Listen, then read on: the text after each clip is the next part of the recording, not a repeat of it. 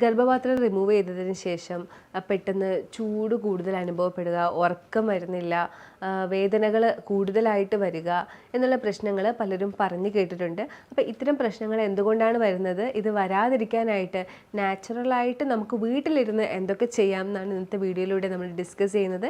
ഞാൻ doctor Amina, QNBയിലെ medical ഓഫീസറാണ്.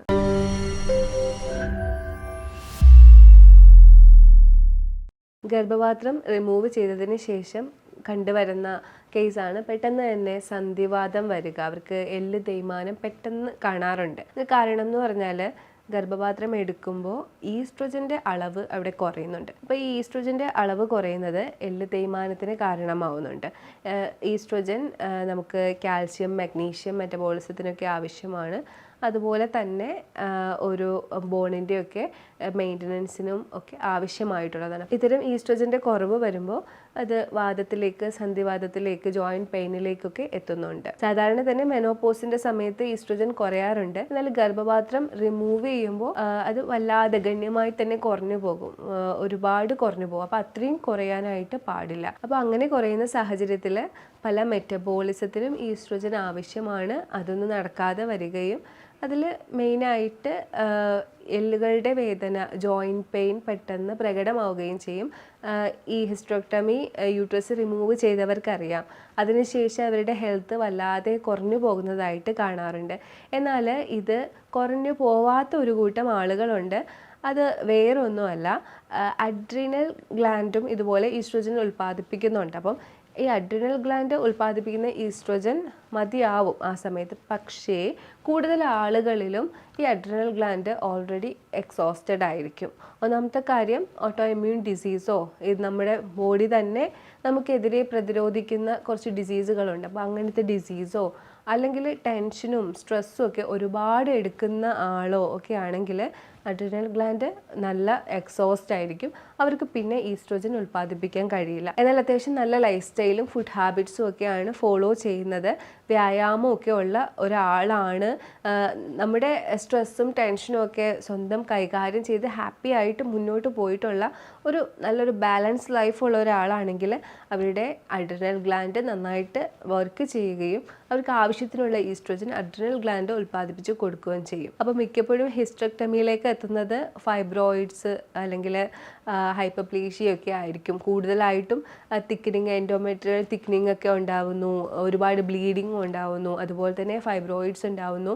അത് കാരണം വേദന അസഹനീയമാവുന്നു. പിന്നെ അത് ക്യാൻസർ ആവണ്ട എന്നൊക്കെ വെച്ചിട്ടാണ് നമ്മൾ യൂട്രസ് റിമൂവ് ചെയ്യുന്നത്. കൂടുതലും അത് നമുക്ക് കൈകാര്യം ചെയ്യാൻ പറ്റില്ല എന്ന് പറയുന്ന അവസരത്തിൽ മാത്രം ഇത്തരം സർജറിക്ക് വേണ്ടി പോവുക എന്നുള്ളതാണ്. ആദ്യം തന്നെ റിമൂവ് ചെയ്യാതെ നല്ല ഒപ്പീനിയൻസ് ഒക്കെ ഒരുപാട് ഡോക്ടേഴ്സിൻ്റെ അടുത്ത് ചോദിച്ച് മനസ്സിലാക്കി ഇത് നമുക്ക് നാച്ചുറലായിട്ട് കൺട്രോൾ ചെയ്യാൻ പറ്റുമോ, അതുപോലെ തന്നെ യൂട്രസ് മെനോപോസിന് ശേഷം പിന്നെ പ്രശ്നം ഉണ്ടാക്കാതിരിക്കുന്ന കണ്ടീഷനും ഉണ്ട്. അതായത് ഷ്രിങ്ക് ആയി പോകുന്ന ഈ ഒരു ഫൈബ്രോയിഡ്സ് ആയാലും ഹൈപ്പർപ്ലേഷ്യ ഒക്കെ നിൽക്കുന്ന കണ്ടീഷൻസും ഉണ്ട്. അപ്പം നിങ്ങൾക്ക് ഏത് തരം കണ്ടീഷനാണ് എന്ന് മനസ്സിലാക്കി മാത്രം സർജറിക്ക് ഒരുങ്ങുക.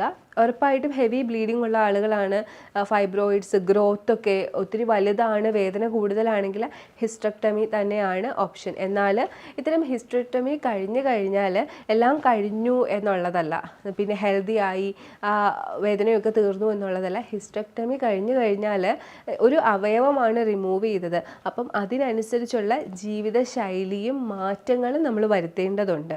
ഈസ്ട്രജനും അഡ്രിനൽ ഗ്ലാൻഡും തൈറോയ്ഡ് ഗ്ലാൻഡും റിലേറ്റ് ചെയ്തിട്ടാണ് ഇതിനെ സംബന്ധിച്ചിട്ടുള്ള മെറ്റബോളിസവും കാര്യങ്ങളും ഒക്കെ നടക്കുന്നത്. എപ്പോഴും നെർവസ് സിസ്റ്റവും എൻഡോക്രൈൻ സിസ്റ്റവും ഇമ്മ്യൂൺ സിസ്റ്റവും സൈക്കോളജിക്കൽ സിസ്റ്റവും കൂടി ചേർന്നിട്ടാണ്, അതായത് PNEI എന്ന് പറയും, ഇത് ചേർന്നിട്ടാണ് നമ്മുടെ ശരീരത്തിലുള്ള എല്ലാ സിസ്റ്റങ്ങളും ഒരുമിച്ച് വർക്ക് ചെയ്ത് കൊണ്ടുപോകുന്നത്. അപ്പോൾ ഈ എല്ലാ പാർട്ടുകളും കറക്റ്റായിട്ട് വർക്ക് ചെയ്യണം. അപ്പോൾ അതിൽ ഒന്നിന് ഡാമേജ് വന്നാൽ പോലും ഈ ബാക്കിയുള്ള ആളുകൾക്ക് ചെയ്യാൻ പറ്റും. പക്ഷേ ഇവരെല്ലാം ഡാമേജ്ഡ് ആണെങ്കിൽ ഇത് ചെയ്യും. അതായത് മെൻ്റലി സ്ട്രെസ്ഡ് ആണ്, നെർവസ് സിസ്റ്റം മെൻ്റലി സ്ട്രെസ്ഡ് ആകുമ്പോൾ നെർവസ് സിസ്റ്റം എന്താവും, ഓവർ ആക്റ്റീവ് ആവും. അതുപോലെ തന്നെ ആ സമയത്ത് ഇമ്മ്യൂൺ താഴേക്ക് പോകും. അതുപോലെ തന്നെ മറ്റുള്ള കാര്യങ്ങളും അപ്പോൾ താഴേക്ക് പോകും. അപ്പോൾ ഇത് എല്ലാം കണക്റ്റഡ് ആണ്. അപ്പോൾ അതുകൊണ്ട് ഒന്ന് പോയാലും ബാക്കിയുള്ളതിനെ ഹെൽത്തി ആക്കി വെക്കാനായിട്ട് ശ്രദ്ധിക്കുക എന്നുള്ളതാണ് ഇവിടെ മെയിനായിട്ടും ശ്രദ്ധിക്കേണ്ടത്. നാച്ചുറലായി ഫുഡിനകത്ത് നിന്ന് തന്നെ നമുക്ക് ഈ ഒരു ഈസ്ട്രോജൻ്റെ അളവ് കൂട്ടിയെടുക്കാൻ പറ്റുന്നതാണ്. ഫൈറ്റോ ഈസ്ട്രോജൻസ് എന്ന് പറയുന്ന കണ്ടന്റ് നമുക്ക് ഫുഡിൽ നിന്ന് നമുക്ക് കിട്ടുന്നതാണ്. അത് ഈസ്ട്രോജനും പ്രൊജസ്ട്രോണും ഒക്കെ കൂട്ടാനായിട്ട് നമ്മളെ ഹെൽപ്പ് ചെയ്യുന്നുണ്ട്. അപ്പോൾ ഫൈറ്റോ ഈസ്ട്രോജൻസ് കൂടുതൽ അടങ്ങിയിട്ടുള്ള ഒരു ഫുഡാണ് ഈ ഫ്ലാക്സ് സീഡ് എന്ന് പറയുന്നത്. ഞാൻ എൻ്റെ എല്ലാ പേഷ്യൻസിനോടും പറയാറുണ്ട്. ഇപ്പോൾ ഇവർ വന്നിട്ട് കൂടുതലായിട്ടും കംപ്ലൈൻറ്റ് ചെയ്യുന്ന ഒരു കാര്യമാണ് നല്ല ചൂടാണ്, ഈ ചൂട് സഹിക്കാൻ പറ്റുന്നില്ല. അപ്പോൾ ഉറപ്പായിട്ടും ഇതൊരു ഈസ്ട്രോജൻ്റെ കുറവ് മൂലം ഹ്യൂജായിട്ടുള്ള ഹോർമോണൽ ഇംബാലൻസ് വരുമ്പോൾ ഉണ്ടാകുന്നതാണ് ഹോട്ട് ഫ്ലാഷ് എന്ന് പറയും. അവിടെ ഇങ്ങനെ ഭയങ്കരമായി ചൂട് അനുഭവപ്പെടുക, മൊത്തത്തിൽ ശരീരത്തിൽ ചൂട് കൂടുതലായിട്ട് അനുഭവപ്പെടുക, രാത്രി ഉറങ്ങാൻ പറ്റാതെ ഇരിക്കുക, സ്ലീപ്ലെസ് ആയിട്ട് ഇരിക്കുക, അങ്ങനത്തെ ബുദ്ധിമുട്ടുകൾ ഓരോന്നായിട്ട് പ്രസൻറ്റ് ചെയ്യുക. അതുപോലെ തന്നെ അടിക്കടിക്ക് മൈഗ്രെയിൻ, തലവേദന കൂടുതലായിട്ട് വരിക. നേരത്തെ ഞാൻ പറഞ്ഞു നെർവസ് സിസ്റ്റം ഒക്കെ കണക്റ്റഡ് ആണെന്ന്. അപ്പോൾ അതുകൊണ്ട് പെട്ടെന്ന് തലവേദന വരിക, ജോയിൻറ്റ് പെയിൻസ് കൂടുതലായിട്ട് വരിക. ഇതൊക്കെയാണ് യൂട്രസ് റിമൂവ് ചെയ്തിട്ട് പിൽക്കാലത്ത് പ്രസൻറ്റ് ചെയ്യുന്ന കാര്യങ്ങൾ. അപ്പോൾ ഇതൊക്കെ വന്നു കഴിഞ്ഞാൽ നമ്മൾ എടുക്കേണ്ട ഒരു ഫുഡാണ് ഫ്ലാക്സ് സീഡ് എന്ന് പറയുന്നത്. ഇത് 1 ടേബിൾ സ്പൂൺ ഒരു ദിവസം നിങ്ങൾക്ക് എടുക്കാവുന്നതാണ്. അപ്പോൾ അത് പൊടിച്ചിട്ടോ നിങ്ങൾക്ക് ജസ്റ്റ് വെള്ളത്തിൽ കലക്കിയിട്ടോ ഒക്കെ നിങ്ങൾക്ക് യൂസ് ചെയ്യാവുന്നതാണ്. അതിൽ ഫൈറ്റോ ഈസ്ട്രോജനുണ്ട്. അത് പ്രൊജസ്ട്രോണും ഈസ്ട്രോജനും കൂട്ടാനായിട്ട് നിങ്ങളെ ഹെൽപ്പ് ചെയ്യും. വെളുത്തുള്ളി വളരെ നല്ലതാണ് ഫൈറ്റോ ഈസ്ട്രോജൻസ് ഉണ്ടാവാനായിട്ട്. അപ്പോൾ വെളുത്തുള്ളി എന്നും ഫുഡിൽ ഉൾപ്പെടുത്തുന്നതും നിങ്ങളെ ഹെൽപ്പ് ചെയ്യുന്നുണ്ട്. വൈറ്റമിൻ എ അടങ്ങിയിട്ടുള്ള ക്യാരറ്റ് ജ്യൂസ് ഒക്കെ ഫൈറ്റോ ഈസ്ട്രോജൻസ് ഉണ്ടാവാനായിട്ട് ഹെൽപ്പ് ചെയ്യുന്നുണ്ട്. ആപ്പിൾ എന്നും എടുക്കുന്നതും നമുക്ക് ഹെൽത്തി ആയിട്ട് ഇരിക്കാനായിട്ട് ഹെൽപ്പ് ചെയ്യുന്നുണ്ട്. അപ്പോൾ ഇതൊക്കെ നമ്മൾ എഫോർട്ട് എടുത്ത് ഉൾപ്പെടുത്തണം എന്നുള്ളതാണ്. ഇപ്പോൾ ഫ്ലാക്സ് സീഡ് ആയാലും ആപ്പിൾ ആയാലും ക്യാരറ്റ് ആയാലും കറക്റ്റായിട്ട് യൂട്രസ് റിമൂവ് ചെയ്ത ആളുകൾ ഉൾപ്പെടുത്തണം. അതുപോലെ തന്നെ പ്രോട്ടീനും ഫാറ്റും ഇതുപോലെ ഉള്ളവർക്ക് ആവശ്യമാണ് കൂടുതലായിട്ട് ഹോർമോൺ ഉണ്ടാവാനായിട്ട്. അപ്പോൾ പ്രോട്ടീനായിട്ട് നിങ്ങൾക്ക് ഫിഷ് ഉപയോഗിക്കാം, നല്ല ഫാറ്റി ഫിഷൊക്കെ ഉപയോഗിക്കാം. ഫാറ്റിനായിട്ട് കോക്കനട്ട്, അവക്കാഡോസ്, ഒലീവ് ഓയിൽസ് ഒക്കെ ഉപയോഗിക്കാം. അപ്പോൾ ഇതൊക്കെ കൂടുതലായിട്ടും ഉപയോഗിക്കുക. അതുപോലെ തന്നെയാണ് കാർബോഹൈഡ്രേറ്റ്. അതിൽ തന്നെ കോംപ്ലക്സ് കാർബോഹൈഡ്രേറ്റ് ആയിട്ടുള്ള അരി, ബ്രൗൺ റൈസ്, റാഗി, മില്ലറ്റ് ഒക്കെ ഉപയോഗിക്കുക. ലിമിറ്റഡ് ക്വാണ്ടിറ്റി ഉപയോഗിച്ചാൽ മതിയാവും. അതും നമുക്ക് ഹോർമോൺ കൂടുതലായിട്ട് സെക്രീറ്റ് ചെയ്യുന്നതിന് ആവശ്യമാണ്. അതുപോലെ തന്നെ മെറ്റബോളിസം ഒക്കെ ഒരുപാട് കുറഞ്ഞു പോകുന്നത് കൊണ്ട് തന്നെ ഹോർമോണൽ ഇംബാലൻസ് വന്നിട്ട് വയറിന് ചുറ്റുമുള്ള കൊഴുപ്പ് മെനോപോസ് ആയവർക്കും ഹിസ്റ്ററക്ടമി കഴിഞ്ഞവർക്കുമൊക്കെ പെട്ടെന്ന് കൂടാറുണ്ട്. അപ്പോൾ അതും ഈ ഒരു ഭക്ഷണക്രമമൊക്കെ ശ്രദ്ധിച്ച് വ്യായാമങ്ങളും കൂടി ചെയ്ത് കഴിഞ്ഞാൽ അതും പരിഹരിക്കപ്പെടും. വൈറ്റമിൻ ഡി ഒരുപാട് കുറഞ്ഞു പോയാൽ പ്രൊജസ്ട്രോണും ഈസ്ട്രോജനും ഒക്കെ താഴ്ന്നു വരും. അപ്പോൾ കറക്റ്റായിട്ട് വൈറ്റമിൻ ഡി ഒരു 60 വരെയൊക്കെ നിങ്ങളുടെ ബോഡിയിലുണ്ട് എന്ന് ഉറപ്പ് വരുത്തണം. അതുപോലെ തന്നെ ജീരക വെള്ളം നന്നായി കുടിക്കുന്നത് നല്ലതാണ്. ഈസ്ട്രോജൻ്റെ കുറവ് കാരണം നമ്മുടെ ജനൈറ്റൽ ഏരിയയിലൊക്കെ ഡ്രൈനെസ് വന്നിട്ട് വജൈനൽ ഡ്രൈനെസ്, അതുപോലെ തന്നെ അടിക്കടി UTI ഒക്കെ വരാനുള്ള സാധ്യതയുണ്ട്. അപ്പോൾ ജീരകം കൂടുതൽ കുടിക്കുന്നത് കൊണ്ട് ആ ഡ്രൈനെസ് മാറിക്കിട്ടും. അപ്പോൾ ജീരക വെള്ളം നന്നായിട്ട് ഈ യൂട്രസ് റിമൂവ് ചെയ്ത ആളുകൾ എടുത്തിരിക്കണം. ഗട്ടിനകത്ത് നമ്മുടെ ഹോർമോൺസിന് വേണ്ടിയുള്ള മെറ്റബോളിസം നടക്കുന്നുണ്ട്. അതുകൊണ്ട് തന്നെ ഗട്ടിൻ്റെ ഹെൽത്ത് നമ്മൾ ഉറപ്പുവരുത്തണം. അതിനായിട്ട് പ്രോബയോട്ടിക്കും പ്രീബയോട്ടിക്കും ഒക്കെ കൃത്യമായിട്ട് സപ്ലൈ ചെയ്യുക. അതിന് വേണ്ടിയുള്ള കേർഡ് അല്ലെങ്കിൽ പുളിപ്പിച്ച ഭക്ഷണങ്ങളായിട്ടുള്ള ഫെർമെൻറ്റഡ് പിക്കിൾസൊക്കെ, ക്യാരറ്റൊക്കെ ഉപ്പിലിട്ട് വെച്ചിട്ട് ഉണ്ടാക്കുന്ന പിക്കിൾ, അതുപോലെ തന്നെ കറ്റാർ വാഴയും തേനും ഈക്വൽ ക്വാണ്ടിറ്റിയിൽ എടുത്തുണ്ടാക്കുന്ന ഫെർമെൻറ്റഡ് ഫോമൊക്കെ നിങ്ങൾക്ക് പ്രോബയോട്ടിക്കായിട്ട് ഉപയോഗിക്കാവുന്നതാണ്.